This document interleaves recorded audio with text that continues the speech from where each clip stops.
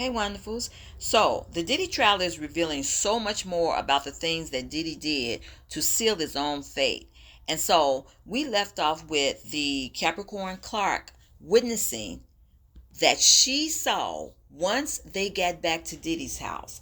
The prosecutor is asking her, okay, what happened when you got back to Diddy's house? Capricorn says Diddy was putting his feet on Cassie again and again. So y'all know what that means, okay? He was putting his feet on Cassie again and again. And so they said, well, how was Cassie? Capricorn Clark said she was in the fetal position. Okay, y'all. Now, y'all have heard about this fetal position before because this is the position that Cassie always takes when Diddy is doing what he's doing to her. Okay? So, Capricorn Clark says she's in the fetal position and he is putting his feet on her all the way to the street. That means she rolled all the way down to the street, you all. From the house to the street, and she was crying silently. Okay, he said, where was he putting his feet on her? Her backside. And then of course Capricorn's voice begins to crack because she starts to cry, and so her voice begins to crack, and he says, where were you?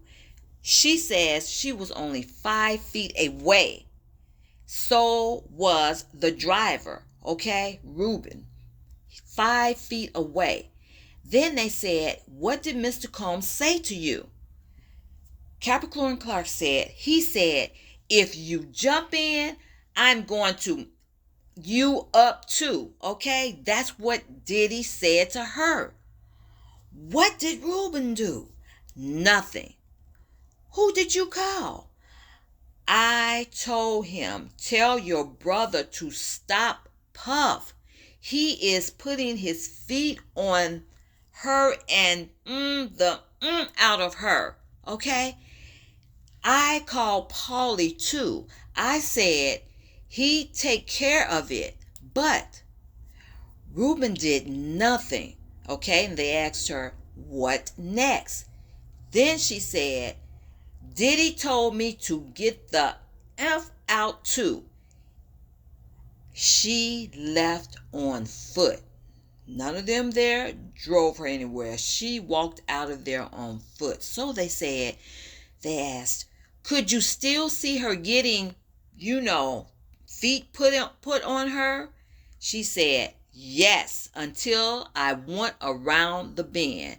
My goodness, this girl witnessed this all the way up the street until she turned the corner. Then they asked her, then who did you call? She said, Regina Ventura. Now that's Cassie's mother. I told her, he's kicking the out of your daughter. I can't call the police, but you can. Then they asked her, why didn't you call the police? She said the mission of the day was to get Cuddy. So, no calling police. So now you all see how this was just so programmed into these people to just do whatever the heck this man told them to do.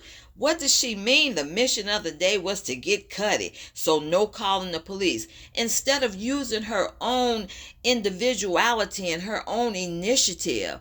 This is what these people, they were blindly following this man's instructions to whatever he told them to do. So they asked her about an email. They said, this email, who is it from? Cassie. She wrote that he would be releasing tapes about her and he would have someone else to do something to her and Kid Cudi. Okay? Then they asked her, do you recall if you responded to this? Did law enforcement call you? She said she did not know. Okay? She did not know. And you all, this is something that has been the most revealing in all the testimonies, because the prosecution is truly proving their case.